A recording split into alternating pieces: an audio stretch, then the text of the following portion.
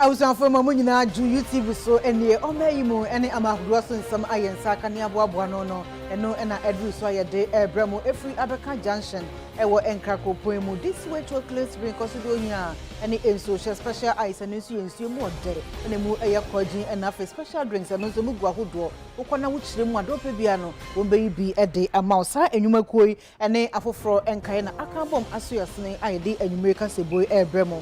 DSTV channel 360 kasi boy ye twa eguso de bedimo akotin bi enie Nana Adodankwa Ekufo Ado ede ato oswafo show mercy kasam to so anim say eni de ma da won sha say any international monetary fund mpanyfo en kasase beye ne betumi enya emboa ede afiro mo honom atodwa se Ghana Eco IMF na anyumre UTV kase ne Ghana de share din komo se yebekọ so a atua e-levy anase aban bejajeje se yekọ otafo ana afenso eye pankrono a ade hye wo honom wonum ebose etupa dagu om ho ade ya sabi ekwanfo no mo nam so a wo mo akasa ho abresa ne gata no mo nie nso to a na uniform no se de aban ahyase eye ma wo afini ayenuanom a na woton jene ewa gbogboloshi aban yi om efri agbugulusi eko gomua dominance ene agin kotoku na wahye ho efa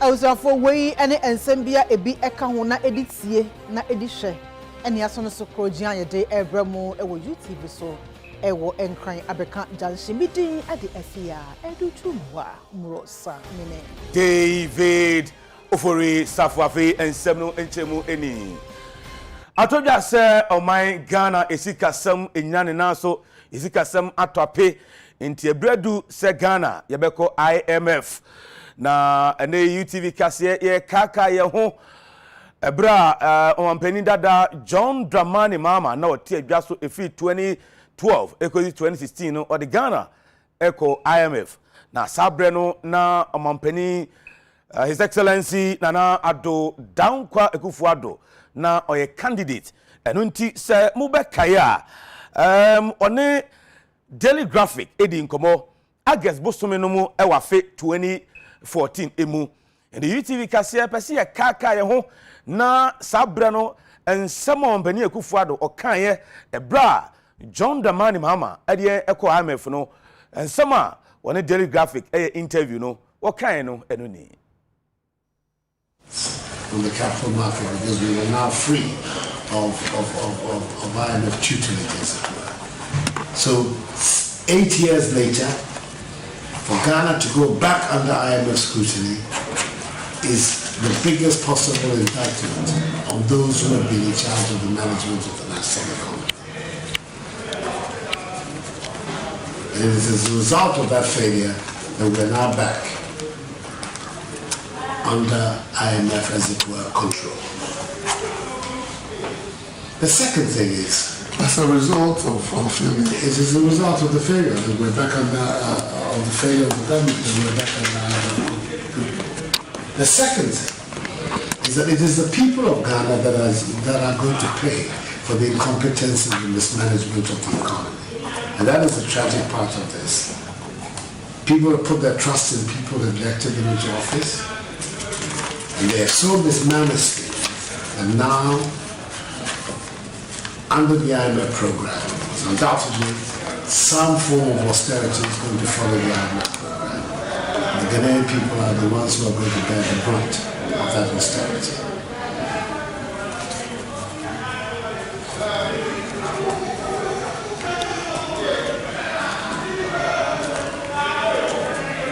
And all of this stuff about homegrown, they're going to go there to have homegrown programs approved and everything. I think it's a lot of double talk. It's not. It's a lot of double talk. Okay.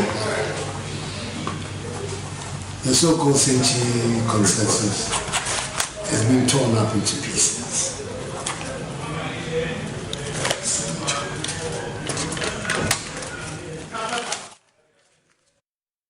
Enti anda omampani dada John Dramani Mahama odi Eco IMF no ensema sabre no na Nana Ado Dankwa Akufo-Addo no candidate ensema okan eno no na yanko na bedi His Excellency Dr. Alhaji Mahamudu Bawumia ono so 2015 na onyama mpani abedi no e candidate saa na ono so Ghana call IMF no one Sahara TV edi nkomo ma ono so nsamo odi tudwa efa ban na oti adwa so sabre no se won ti ase se odi Ghana akọ IMF no yenti nsama amampani abedi Dr. Mahamudu Bawumia 2015 no a candidate ono so odi tudwa. Well, I wouldn't say, I'm not enthused about the fact that we had to get here, to get to a bailout situation. But I think the deal itself is a deal that tries to sanitize the finances of the country, because you got to a situation where the center could not hold and things were falling apart, and the government had borrowed itself into a situation where it was no longer really being able to pay its bills, and the balance of payments were in real jeopardy. And so they needed a bailout, and the bailout essentially entails fiscal consolidation so that the debt of Ghana can be more sustainable. And in that regard, you're going to go through the normal, tighten your belt, cut expenditure, increase taxes. They also want to reduce subsidies, which basically tries to get the fiscal in place. The bailout also entails cutting down your borrowing. The government is borrowing a lot as far as the IMF is concerned, and government needs to cut down its borrowing. The central bank is also coming in for some reform. The lending to government by the central bank is also going to be curtailed quite drastically. The exchange rate side, in terms of the reforms of the foreign exchange market, such that the central bank is not going to be in a position to manipulate the exchange rate as we saw in 2014 with this disconnect between the Bank of Ghana rate. And the Ghana and Penify is the Mudi and IMF no a brand no more position na aban also no e Ghana call IMF no someone mu kan ye no and you no lead Ghana e dey call IMF na sansem ya no finance minister the ohe oman sikasam eso sem mekaya e bra afi mu Ghana fo bebre kasa oman sikasam nkoyie se de edu no e se Ghana ye call IMF na ye nya bailout no finance minister yewura Ken Ofori-Atta ebe ka se da bi IMF de emwa kra enye option na okan February bosome no e wa afi mu yenti nsema finance minister honorable Ken Ofori-Atta nso wadi tuja. We are not going to the IMF. Whatever we do, we are not. The consequences are there. The resources, we have the capacity. Don't let anybody tell you. Like when Joshua, Caleb, and the 10 others went to spy on the promised land. And only 2 of them came to say that we can do it. And the 10 went around the community murmuring, you can't, We are not people of short sight, and we have to move on. Okay? So let's think of us as who we are, a proud, strong people, the shining star of Africa, and we have the capacity to do what we want to do. Anyway, and some finance minister honorable Ken Ofori-Atta what they to just say IMF there na enye option, you say they are option. Na sansem ya no omampani dada John Dramani Mahama enre ya and o kasa dia to just say o hwese de o man sika sam konachi ayese car esi people so na asane said the contentum no sempanifo anko IMF a Ghana ho be kire pa yentie nsama mampendada John Dramani Mahama so wadi tuja. We wish to serve notice going forward that the NDC in Parliament will not support any further non-concessionary borrowing or loans that are not project-specific with clear and unambiguous terms of the benefit to our nation. We will not partake in the destruction of the Ghanaian economy, which this government appears so bent on doing.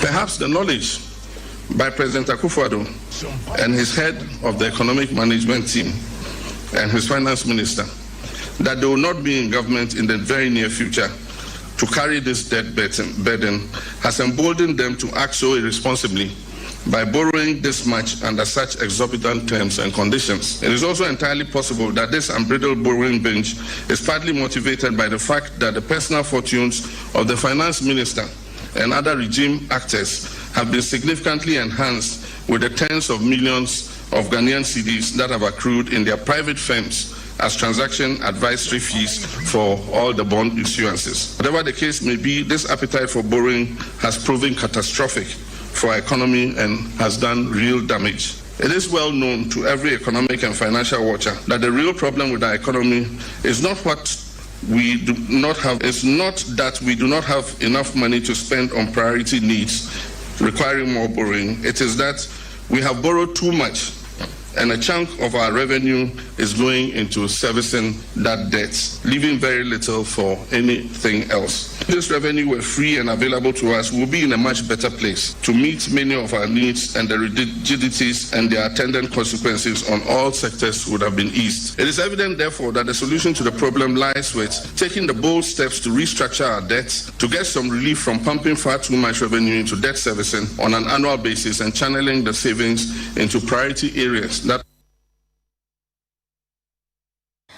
Elzafo yet wakasia bono eso sa IMF ya omampain na ardankwa ekufuado aka ne mrebi atwam se eno enya option emfama omeno se de wodo na ardankwa ekufuado drankasa ahye osoafo so omansi kasam tutu so owura Ken ofori atase enimanimu ya no won sha ase no ne International Monetary Fund IMF mpanyufo endi sawoso emfa kwampa won befa so aboaye amayensi kasam etumi agina brane ne kwankro no enye muwa bi sika afama from ho na aban hyehyɛ ya odi agu akwanso no betumi ede bi aboho ebra na dankwaku for this one no ankasa no wa hyase ene IMF Managing Director Ms. Kristalina Georgieva ashase abonkomo e wo telephone so a waka che jinasi a wo manga na asi efa IMF a pese ebopia wo mo na pese kasemu emo efrom wonom no eno se June da netoso aduasampo no cabinet anampo na hwedwafo ekonhyemudie ne no na omo so de tu dwase sa jinasi no omo to support pa wachira se die sa IMF a yeba bekɔ no eno no ebemma yen balance of payment support bi se beya ye hu betuma henhan ya kakra sanse COVID-19 ba ye Ghana edinsunsu anso dodo no a na aba yenso a nam so am ye hu che osikasemu na Russia enu Ukraine fo nso ntukoi asanso abeka ya chiri enu tina hu beyinya pass ye bo epia International Monetary Fund mpanyufo wei eyensam efiri amanebo aso ye aba osoafo ho no onunyafo kojo oponkromade ne nsa hyase a watu bi amane samthrofo ma UTV samthrofo nso yensa etumi akanyende Omanisi kasema enkoye atwapi anu nti yeko IMF no UTV kase nsentwofo yene Honorable John Kuma Deputy Finance Minister edinkomo ne ebisa ne se IMF no kura yeko no emfaso ben no my Ghana yebenya. At this moment there, the impact on ordinary Ghanaian will be positive. Positive in the sense baby yadru inflation yaje ensem exchange rate kwa na cost because your foreign reserve no bafom and a lot of imbalances, high interest rate bosiambo ebasa so affect adwumasem. And this is the time when IMF comes in or beboawama when you some level of comfort in your economic management. And the impact on the ordinary Ghanaian will be positive. However, back cuttings now, some people's job or certain opportunities may have to be scaled down so that we can bring debt to sustainable levels. But on the whole, no, in these difficult times, the impact of an IMF program will be positive on the ordinary Ghanaian.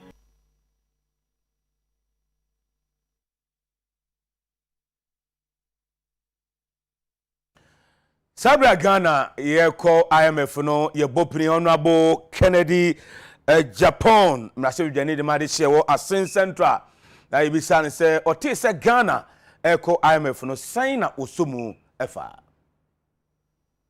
is just like handing over power to NDC without a contest straight away, because the noise we made, and I threw my own words back when I said NDC went to IMF because of mismanagement of the party, the government, or the economy. So if NDP is going to IMF, what am I going to say? What am I going to say? So breaking the 8 is going to be tough. You cannot use the face of those who took us to IMF to break the 8. They don't work. My message to you is simple. You cannot read my lips, and I'm not scared of anybody in the party. I'll tell you the gospel truth. It's the gospel truth. Those who take you to IMF cannot, this same face cannot break the 8. In Latin it says, "Verbum sapienti satis est." A word to the wise is enough. Obanyansafo ebunube ayenkana asem. Awusanfo yetua kasie bono eso.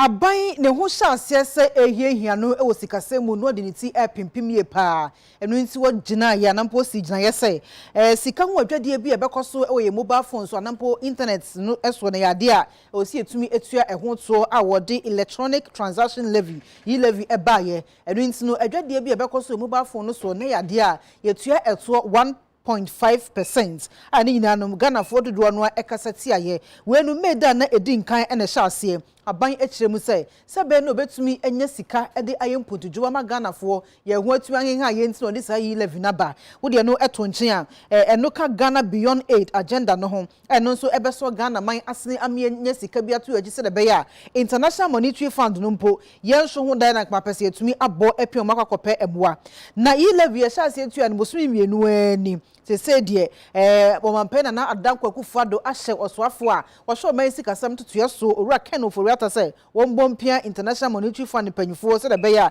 betumenya support bi efro mo honom na yesika sam ahwiegu enkoyie no yetumi ede a support ne kakra wesu nti UTV sam trofata en camera to yenko ho yakọ apro ewo monten so tituru enkran ha say ebusa omanfo say so yi levy wase yede to nchen na yetua yekọ IMF anase ni kwanse yekọ omanfo akasa akere mo adwempo sei ene ko wieye aban becha 11 mu dia be ya maye pa sanse ye na ye agents for ye seniska ewo baby how do be brei utimi so bi ba be seniska sanse omo se ye beti ni 11 tino obese ni kura na osuro se ye be den ye beti no intino se aban se 11 na o taxi no anso ni sika na se loan no obekwa kwaje na ebeboa ye ndo ontwa 11 ni mu maye 11 no kwanya ye fa so gi no eto de ye say ye beji tax and now say but kwanya ye fa so de gi 11 no de to me ne de is not appropriate and send your fee so to me idea aye bibia want to me fanya hwe na say swati no na patch say letter abandi by so ko akwakoji bosia wo IMF hono na chese wo say okoji na 11 no ankasa no watwem because say population the whole population know about 80% engine tum by say by force no mo aye no law there na chese emwa ne nyina ka ho because me na me o say ohia me homwa na ye dia yo man ye na me cement me e na wo force ye nti won say ye boa because e na amwa no nti e wo say o cancer no MF no no mon kwaje because no never boa no mon fama ya de on person mo de because already na kasa Ghana ha de bi ye omo taxi ye enti nye 11 na be ma ya be ye wo Ghana ha ye be ye nyoma na wo ha no eno abe boa ma ye nye 11 na be ma ye 11 na on beje ye na ye hu akọ 5 months ye hu de kora omo de aye so she ni hu a omo njade mo ko IMF no na obi anye free 11 to me nkameka say ensese on fan bampo ena we ya be say de ena onja kra non kom IMF ana say den non ko jiska na omo fan ye de on person mun ye na 11 de ye begin ni nyina ye say emwa 1 e di burden e de ba ekum anampa ade aba And to say, Omo say entimi more there. And the good news is that they should go to the IMF. Adia wajia o se o fanji loan biem, onji bisia bia biem. Na afi enumenu ya o se eno nso mpruntu dwuma de. E kamen kwa nkomu ntwem. Obeji 11 no wasen akwaje besia de a ene mi so se ene wontwa 11 mu. Cause 11 de edi ewu pa. Ye twes ka kese. Obeji no wasen akwaje besia de a ene e wo so uja 11 no. Na Ghana for ye hoto yen kakra bi se ye bre. Se aban no ehu se like 11 nkwan to me moa na so be ko IMF o say fan fa akwaje loan there. Then there is no need for the 11 to work again. And the interest. That's it. Say between aboy and I say between Adam Moabi so aka ho there. Then we leave it. Ni nim senka 11 no. Or the banner the ben put in man the boy and can drop IMF no. And it says still or G11 no sako IMF no there then now say 11 or drop it. And also be continue with the 11 no. Now I drop IMF no. Mutumzo zo mutrim. Ghana cross zo mutono bi agene she. Go the Eblew Street.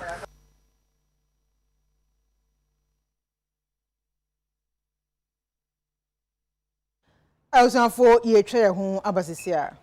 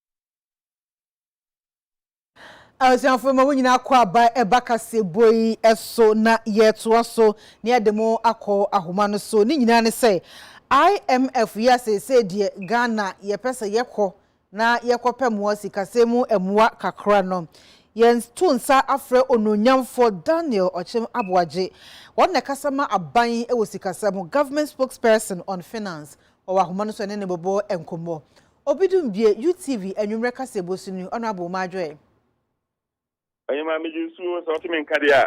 Hello. Hello, Mbata Otimenka. Honorable Mitsunka, but a word pa. Now, so Otimenka, dear. A Mitsunka pa, and Otimenka, dear, Mijayama, Nampata Otimenka. Okay. Honorable, yada say, sir, what Jayan so. Honorable, any dear moi, a didn't see, and a who here say, and when you yano. You call IMF, a copemwa. You and you say Edin Canada, Chabama, when you were tearful in Anna, Yadamasi, what you ma palm or yama or mangana fona, or from a few cases, also the Yako Cassia Palma, Bantama White House for well, Yanum, a union about contact for my family, because a year what you might try a couple of Quaja in the Aqua Prince into your map is your phone, Yako. Now, Mahima Yakoban said, Yako am a Fisher Mampania for Africa. Okataya Bonibi in the actual, yes, any of my gun and if I COVID and one who's in Chinese war, any Ukraine wire by NJ, and I quite decent so you're not gonna Ponumbi, and Yina, and Numbi, and Yina, and Shaya, Debaya, Nippon Bias, Yamwa by a mere family to come here from Mabono.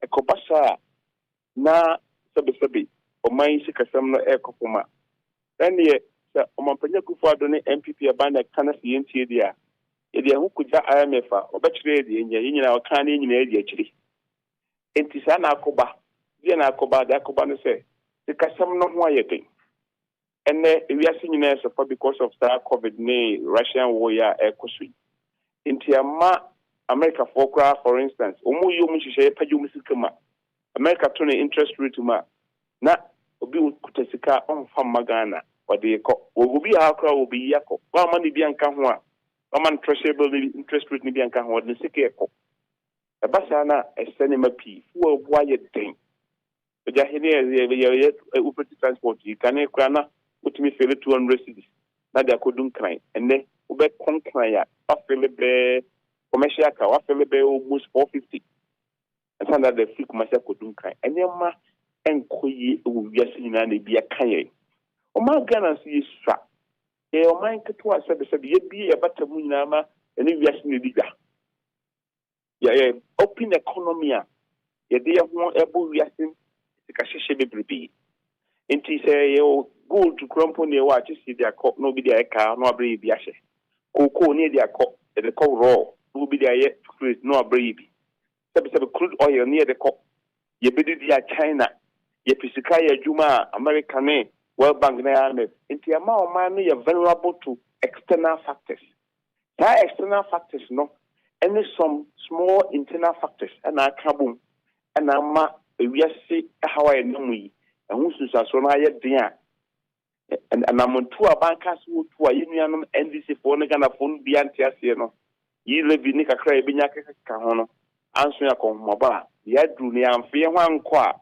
anhwa na enema na tiase asepa enunti na ma na montu no abaso se yekon and so bibu sam said enti ne yekọ a ehia se yekọ because e ya dru no moye ne kakra ana yi ni firi ho a ewiase mu nyina nso aye denti wo do ho kobo da friends say IMF na ebo ma ne ma bitumi hihihi kakra for instance IMF members that and then the you clear subscription you can't me for the and say IMF to say susu be Ghana mutual fund a tier subscription e kan be enti yoko ha nye and you name of the am no and I na my say wo hwe ni any other medicine for 2015 enti o call no say they could not manage the country the economy was because of mismanagement ko ho bi no e fa kase pa no a COVID impact any Russia-Ukraine war and for being so Ghana for yɛmpɛ bɛboa aman aban a ɔde so nhyehyɛeɛ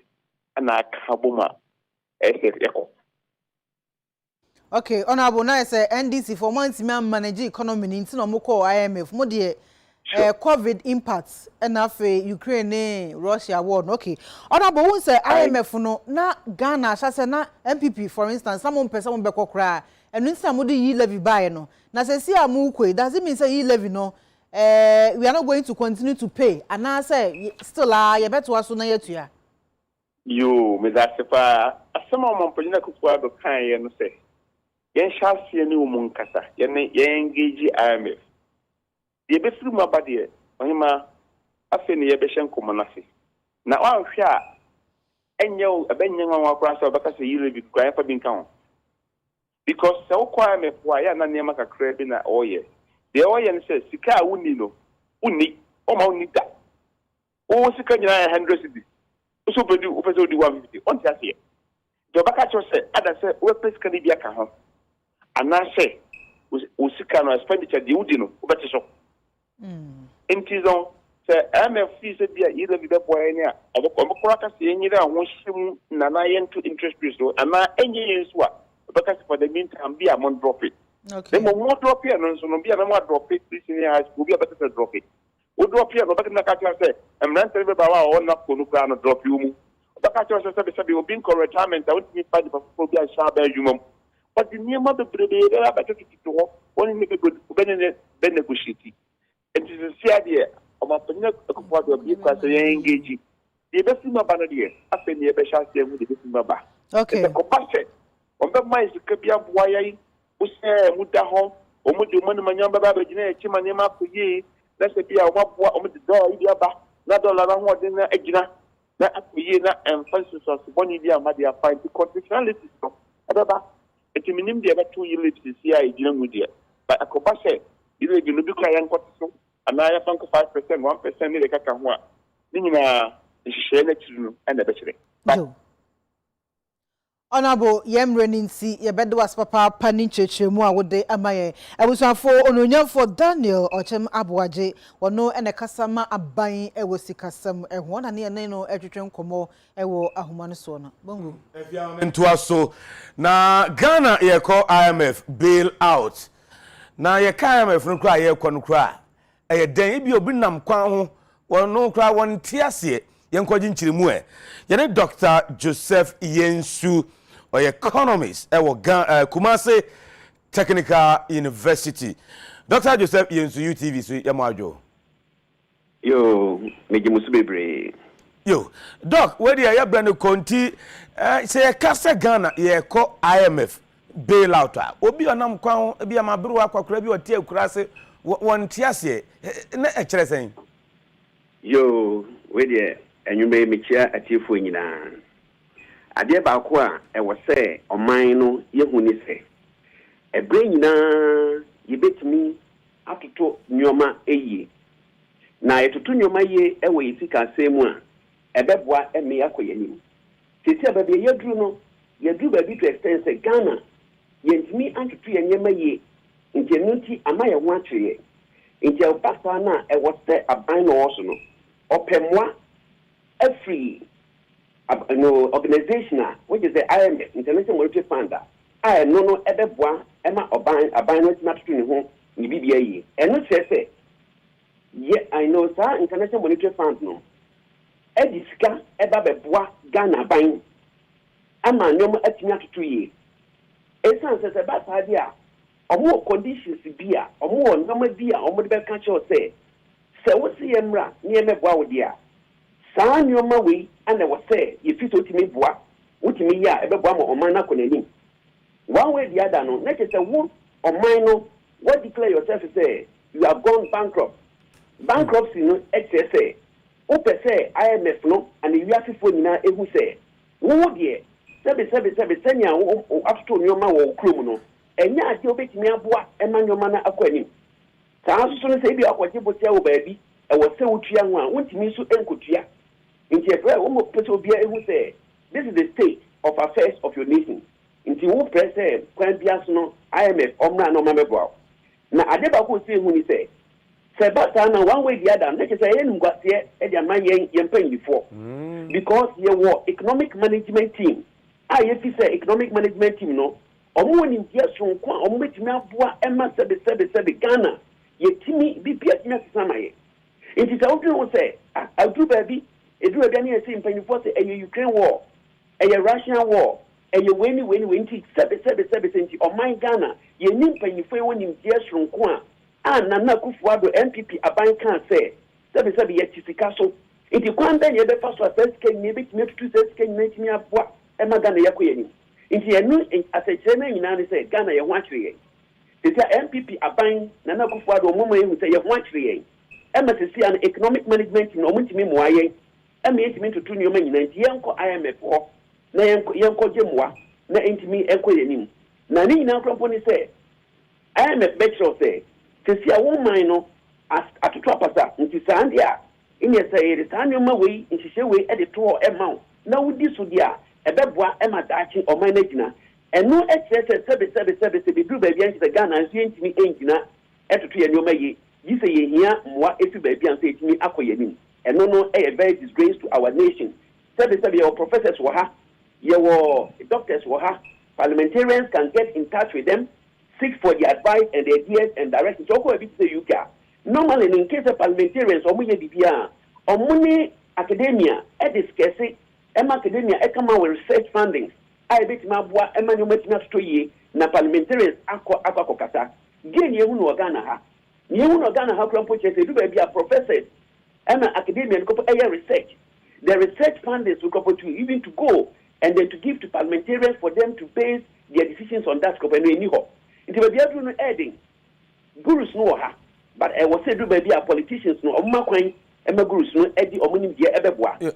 Nani Nana says it's about science economic management in Ghana and I want to know Juma. And a year for IMF for IMF at the condition at the Mayan.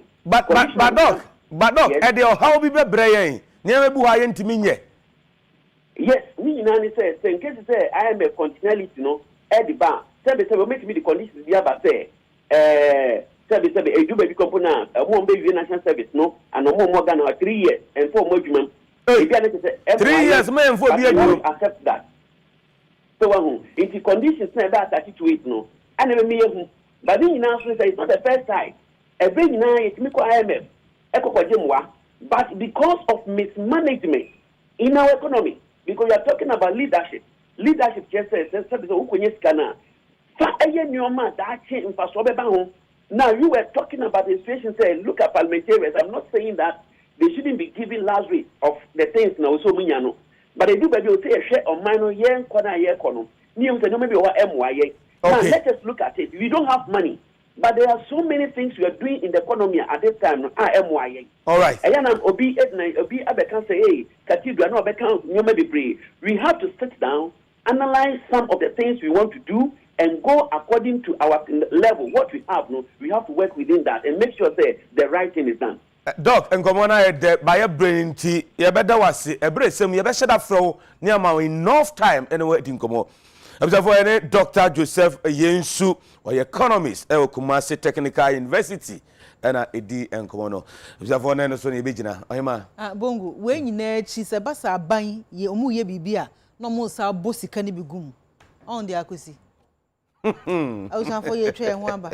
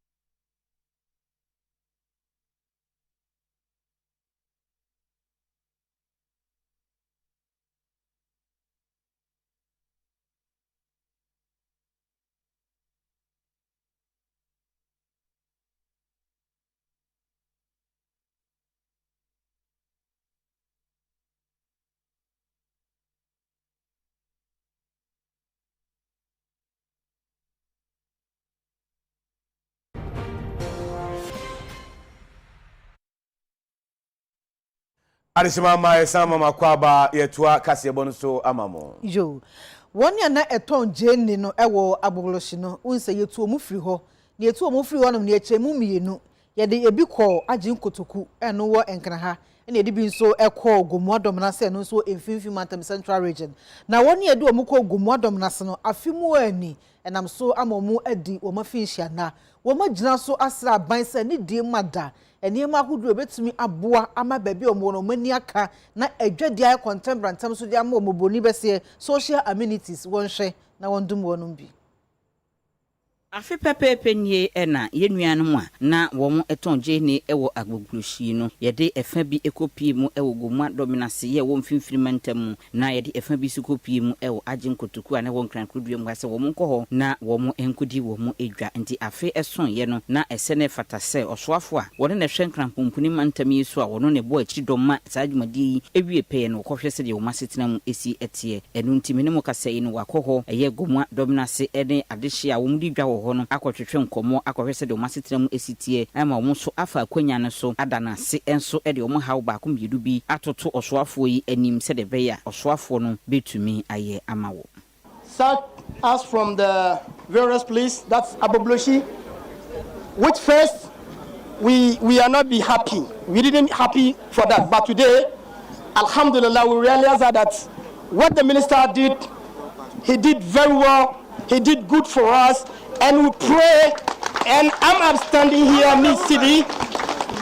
If I'm the minister today, I'm going to do the same thing the minister did. So I'm very happy. We are free here. And how can I maintain one? Say, Susem, the light in some. And says Abe Kro Isu. Never, I'm a front of a brave and a babum. International regional ministers on by yourself. A moment of security here, in your tight to a harm. Say, Beya, Yafa di Boni here, and Betusa, Lumama Isu. I cry, I watch it. My car Bobby was so. So be chokwen wabeto ejene wabeto ye bibi kakra bayra kakra no di chokwen mu a ye be wani se car no abono enti we de tumpanfo anum se yesre so betuna be rams ama ye kwan no so se ye be ya e betuna saving in lives na ma yensu ye nya asomdwe ana ne etoso mienu ye nya janai papa bia wa hanum a eso ye neat at least ye do so pa bi ni mu da bi ni tete ha. Say nya sadie no a ebe boa ye ne ejai sane a ya nante nchenchen ni nre mu no ama yare na se kolle bia ama mesre ye o say won sutobre enti say sutobre sadie ne ba ebe hadwen na Central Regional Minister Honorable Justin Marygold Asan won so kopie mu ewo dwumadie no ase enam so eda adwadifo yi ase se wo mo eba ho no wo mo ahokeka akosoro na wo matimi aboa atena ho asomdwe mu na wo so de obetimi aye aboa wo mu bia no wo beye e de Oya ejanan bia na zinu ho hia na eguar osande mo kwakwando a ahomachi na mobodu ha anadwe na mobodu ode etumi siesie wo ho na mayeka ni nyina na sechen de yenyi mpanyifuru kasa adofo a wonsem wo bi wo sika papa wombra wanyi assembly na regional coordinating council mbayako yefa yatangba no na ensi odra modern market yefa ma onion market ha ne kwa say 1 year penny baby amedunia ye gidi say inshallah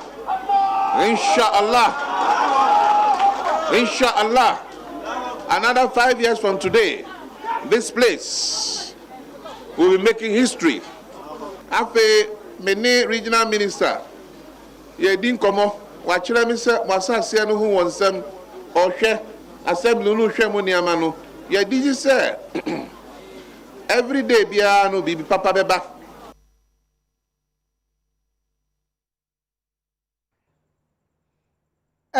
Bongo ayma say eko ayeko me grocer ventures na share matade okay and the grocer also the grocer and abusian we free grocer 0244 250420 no apamontade e the amount na yes so see na Friday bonanza de moko NLA e ma ebo no e de beto amuso midin e de afia e de twumwa mrosa mene David Ofori Safo production team that I'm say mabojuma pa akramu.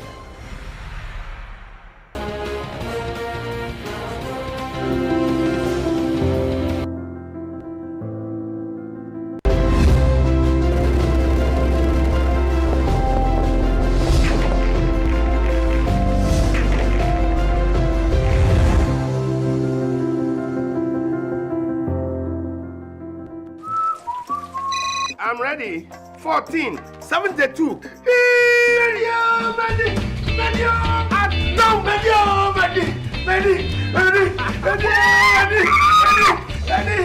Sorry, madam.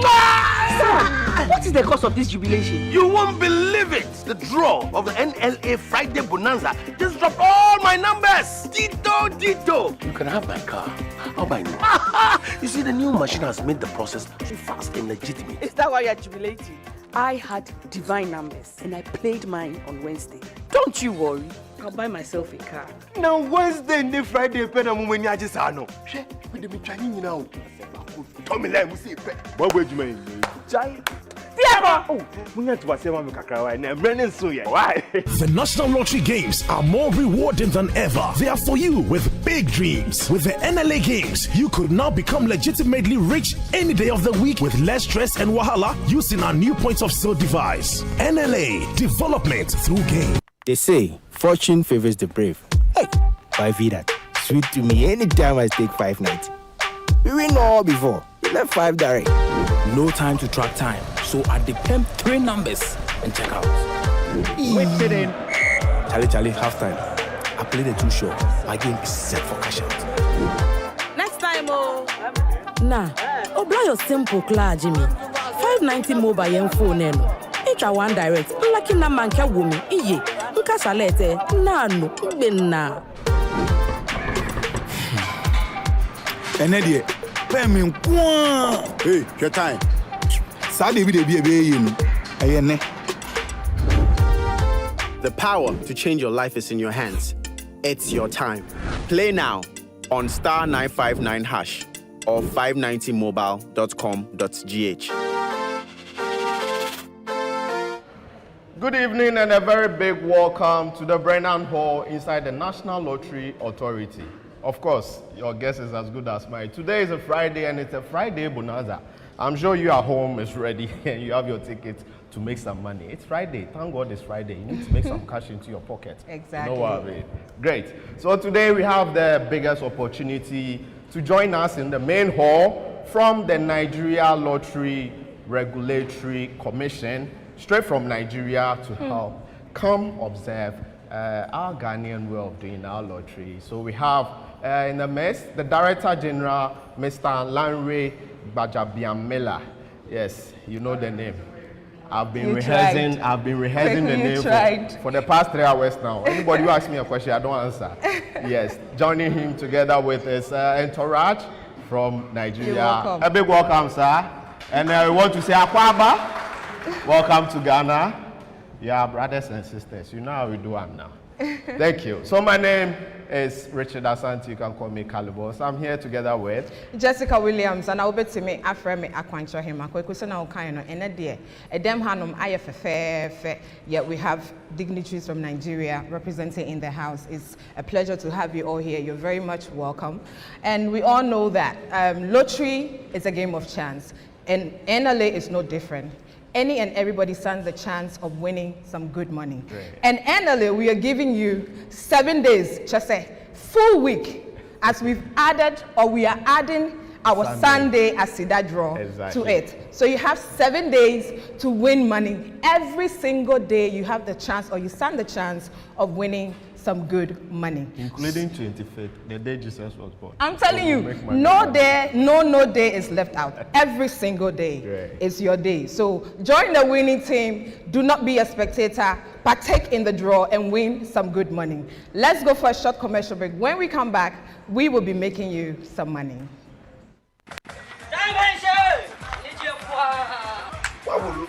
Send me the sensible. Adino. Fufu musi woni. Na go stadium. And na traba to me my predicted that numbers are 7, 35, 18 and 12. Indian Benin na bana. Sorry, didn't you hear? NLA at raffle, then you are newborn. NLA at raffle gives you cash prizes and the chance to win giveaways every week. Predict the jersey numbers of Kotoko and Hearts. Pay 2 Ghana cedis through Momo or 1 Ghana if you stick with the serial numbers of a lotto ticket. The draw is done each Monday. For the grand prize at the end of the season, the winner goes home with Toyota Ajapu and 10 all-expense paid trip to Dubai. If you want to enter, you just dial *780# NLA atrarafo eni gye nko a